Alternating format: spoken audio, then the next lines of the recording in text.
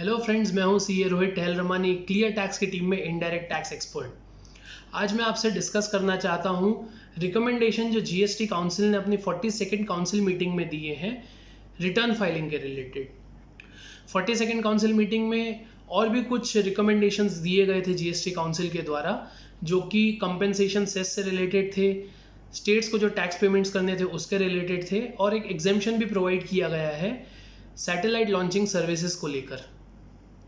अगर आपको सारे हाइलाइट्स जानने हैं 42nd जीएसटी काउंसिल मीटिंग के, तो हमने उस पर एक वीडियो बनाया हुआ है जो कि आप हमारे यूट्यूब चैनल पे देख सकते हैं। तो ये एक छोटी सी जिस्ट है सारे उन रिकमेंडेशंस के बारे में जो जीएसटी काउंसिल ने दिए हैं अपने काउंसिल मीटिंग के बाद। मैं इसमें सिर्फ और सिर्फ रिटर्न फाइलिंग के रिलेटेड रिकमेंडेशंस ही कवर करने वाला हूँ। तो अगर आपको सारे रिकमेंडेशंस देखने हैं तो जैसा कि मैंने बताया, 42nd जीएसटी काउंसिल मीटिंग के हाइलाइट्स के नाम से एक वीडियो है हमारे यूट्यूब चैनल पे, आप उसे देख सकते हैं। तो सबसे पहला पॉइंट जो रिकमेंड उनने किया है वो क्वार्टरली जीएसटीआर 1 फाइलर्स की ड्यू डेट को लेकर है। आज के दिन में क्वार्टरली जीएसटीआर 1 फाइलर्स की ड्यू डेट है last date of the month succeeding the quarter. Like जिस मंथ आपका क्वार्टर खत्म हो रहा है उसके अगले महीने की आखिरी तारीख। यानी कि अगर मैं अप्रैल में जून के क्वार्टर की बात करूं तो उसकी ड्यू डेट है 31 जुलाई, जो उनने रिकमेंड की है 13th करने की। यानी कि 13th of the next month after the quarter is ended, यानी कि अप्रैल में जून की 13 जुलाई ड्यू डेट बन जाएगी। क्यों ये उनने किया है ये हमें कुछ पॉइंट्स के बाद पता चलेगा। अगला चेंज जो उनने रिकमेंड किया है वो ये है कि 3B जो है आपका ऑटो फिल हो जाएगा, माने कि ऑटो प्रिपरेशन ऑफ 3B, और ये बनेगा आपकी जीएसटीआर 1 की लायबिलिटीज जो डिक्लेयर्ड है उनके बेसिस पे, और जीएसटीआर 2 में जो आपके सप्लायर की डिटेल्स आ रही है, आपके सप्लायर ने जो जीएसटीआर 1 फाइल किया है उसके बेसिस पे आपका जीएसटीआर 2B मिलता है, और जीएसटीआर 2B में से आपका जीएसटीआर 3B वो लोग ऑटो फिल करेंगे। ये उनने रिकमेंड किया है एप्लीकेबल करने के लिए मंथली फाइलर्स के लिए जनवरी 2021 से, और क्वार्टरली फाइलर्स के लिए ये एप्लीकेबल होगा अप्रैल 2021 से। और जो हमने अभी क्वार्टरली जीएसटीआर 1 की ड्यू डेट की बात की वो उनने जनवरी से बात की है। अब ये ड्यू डेट जनवरी के बाद आ रही है उसकी बात कर रहे हैं या फिर रिटर्न पीरियड जनवरी से स्टार्ट हो रहा है उसकी बात कर रहे हैं, ये अभी क्लियर नहीं है। पर मेरे हिसाब से वो जो रिटर्न पीरियड स्टार्ट हो रहा है, यानी कि जनवरी फरवरी मार्च वाला जो क्वार्टर आपका होगा जीएसटीआर 1 का, उसके लिए 13 अप्रैल आपकी डेट हो जाएगी, ड्यू डेट हो जाएगी फाइलिंग के लिए। अगला रिकमेंडेशन जो उनने दिया है वो ये है कि जीएसटीआर 1 आपको 3B से पहले कंपलसरी फाइल करना होगा। क्वार्टरली फाइलर्स के केस में 3 महीने आप जीएसटीआर 3B फाइल करते थे और जीएसटीआर 1 उस क्वार्टर के बाद फाइल होता था। तो उसमें भी उन्होंने एक रिकमेंडेशन दी है कि जो जीएसटीआर 3B है वो भी क्वार्टरली फाइलिंग अलाउड होगी। हालांकि एक और चेंज है क्वार्टरली फाइलिंग ऑप्शन के लिए, जो भी टैक्स पेयर जिनका टर्नओवर 5 करोड़ से कम है वो क्वार्टरली फाइलिंग का ऑप्शन चूज कर सकते हैं।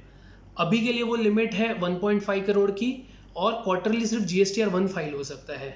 आने वाले समय में उनका रिकमेंडेशन है कि जिन भी टैक्स पेयर का टर्नओवर 5 करोड़ से कम है उन्हें क्वार्टरली जीएसटीआर 1 और 3B फाइल करने का ऑप्शन दिया जाए। लेकिन जो टैक्स पेमेंट है वो आपको मंथली ही करना होगा। मंथली किस तरह से, उन्होंने ये नहीं बताया कि आपको चालान से खाली पे करना है या PMT 08 CMP 08 ऐसा कोई अलग से चालान आएगा, बट उनने एक बात उसके बारे में स्पष्ट की है कि एक ऑटो जनरेटेड चालान होगा जो आपकी नेट टैक्स कैश लायबिलिटी, जो आपने पिछले क्वार्टर में जितना भी कैश में पेमेंट किया है उसके बेसिस पे जनरेट किया जाएगा for first and second month. यानी कि पहला और दूसरा महीना जो होगा क्वार्टर का उसमें 35% आपके पिछले क्वार्टर में जितना कैश पेएबल था उसके हिसाब से वो एक ऑटो जनरेटेड चालान देंगे। वो भी ऑप्शनल है, और मेरे हिसाब से एक सेल्फ असेसमेंट बेसिस पे भी एक ऑप्शन दिया जाएगा पेमेंट करने का। वो इसीलिए क्योंकि बहुत सारे बिजनेस जो है साइक्लिकल या सीजनल नेचर के होते हैं, तो ज़रूरी नहीं है कि जितना मेरा पिछले क्वार्टर में भरना आया था इस क्वार्टर भी उतना ही भरना है, वो कम भी हो सकता है ज़्यादा भी हो सकता है। अगला रिकमेंडेशन जो उनने दिया है वो कुछ ये है कि जीएसटीआर 1 और 3B वाला जो सिस्टम है वो मार्च 2021 तक कंटिन्यू होगा, और उसके बाद भी उसे डिफ़ॉल्ट रिटर्न फाइलिंग सिस्टम के तौर पे एक्सेप्ट किया जाएगा। उसके लिए जहाँ भी अमेंडमेंट्स वगैरह लगेंगे उनने कहा है कि वो भी रिकमेंड किए जाते हैं कि वो अमेंडमेंट्स भी रूल्स और एक्ट्स में कर दिए जाएँ। अगला रिकमेंडेशन ऑल्सो हमारी रिटर्न फाइलिंग को इम्पैक्ट करेगा, वो है रिक्वायरमेंट ऑफ HSN या SSC कोड्स जिनकी रिपोर्टिंग होती थी, अभी तक इतनी स्ट्रिक्ट नहीं थी, उसकी उन्होंने रिक्वायरमेंट बदल दी है। उसमें भी उन्होंने उसी तरह से टैक्स पेयर्स का डिवीजन किया है। स्मॉल टैक्स पेयर्स जिनका टर्नओवर 5 करोड़ से कम है, उन्हें 4 डिजिट्स यानी कि 4 डिजिट ऑफ HSN या SSC कोड रिपोर्ट करने कंपलसरी हैं, और वो भी सिर्फ B2B ट्रांजैक्शंस के लिए। ये लोगों की नज़र से चूक जाता है कि वो B2B ट्रांजैक्शंस के लिए ही है, पर प्रेस रिलीज में बहुत साफ मेंशन्ड है कि B2B ट्रांजैक्शंस के लिए ही 5 करोड़ से कम टर्नओवर वाले व्यापारियों को या टैक्स पेयर्स को ये रिपोर्ट करना होगा। और जो भी टैक्स पेयर्स जिनका टर्नओवर 5 करोड़ से ऊपर है, उन्हें 6 डिजिट HSN या SSC कोड मेंशन करना या रिपोर्ट करना कंपलसरी होगा। इसके अलावा उन्होंने ये भी पावर देने का रिकमेंडेशन किया है कि कुछ टैक्स पेयर्स को या गुड्स और सर्विसेज को 8 डिजिट का HSN कोड रिपोर्ट करना मैंडेटरी अगर करना हो तो वो पावर भी CBIC को दिया जाए, ऐसा भी रिकमेंडेशन दिया है। एक और छोटा सा रिकमेंडेशन है, CMP 08 अगर आपको निल फाइल करना हो तो वो भी SMS के जरिए किया जा सके, इसका भी कुछ प्रोसेस लाया जाए, ऐसा भी एक रिकमेंडेशन है। इसके अलावा एक आखिरी रिकमेंडेशन है कि जो भी रिफंड्स GST प्रोसेस करेगा, डिसबर्स करेगा या पेमेंट करेगा, वो उन्हीं बैंक अकाउंट्स में होगा जो पैन और आधार कार्ड से वैलिडेटेड हैं, और ये एप्लीकेबल होगा 1 जनवरी 2021 से। तो अगर आप रिफंड के लिए अप्लाई करते हैं और आपका बैंक अकाउंट वैलिडेटेड नहीं है पैन और आधार कार्ड के साथ, तो आपका रिफंड प्रोसेस नहीं होगा, या रिफंड का पेमेंट नहीं आएगा।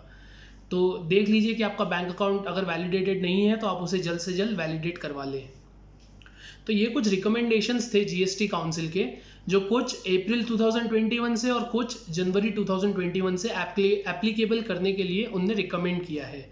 ये एक छोटी सी समरी है ये जानने के लिए कि कौन से रिकमेंडेशन अप्रैल से एप्लीकेबल होने हैं और कौन से रिकमेंडेशन जनवरी 2021 से एप्लीकेबल होने हैं। तो अगर इसका हम विश्लेषण करें तो इससे यही पता चलता है कि गवर्नमेंट ने जो शुरू में एक प्रोसेस सोची थी कि आप अपना GSTR1 फाइल कीजिए, आपके सप्लायर ने अपना GSTR1 फाइल किया, उसमें से आपको क्रेडिट मिल जाएगी और उसके नेट ऑफ करके आपको टैक्स पेमेंट करना होगा और रिटर्न फाइल करना होगा। तो उसी सिस्टम पे गवर्नमेंट वापस आ रही है। जो उनने न्यू रिटर्न फाइलिंग सिस्टम की भी बात की थी, उसमें भी यही चीज़ थी। तो अब हम देख सकते हैं कि धीरे धीरे वो इसी फाइलिंग सिस्टम को हमारे नॉर्मल रूटीन में लाना चाह रही है। तो ये बहुत ही इंपॉर्टेंट है कि आप अपने सप्लायर्स के कंप्लायंस पे काफ़ी ध्यान रखें, और इसके लिए आप हमारा क्लियर टैक्स का रिकन्सिलिएशन टूल भी यूज़ कर सकते हैं, जिसमें आप अपना 2A और अपनी परचेज बुक्स को आराम से रिकनसाइल कर सकते हैं। तो आशा करता हूं कि ये वीडियो आपको इन्फॉर्मेटिव और यूज़फुल लगा होगा।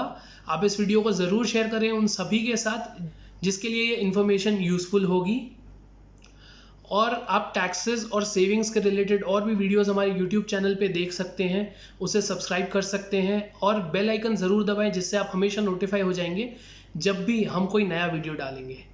Thank you so much.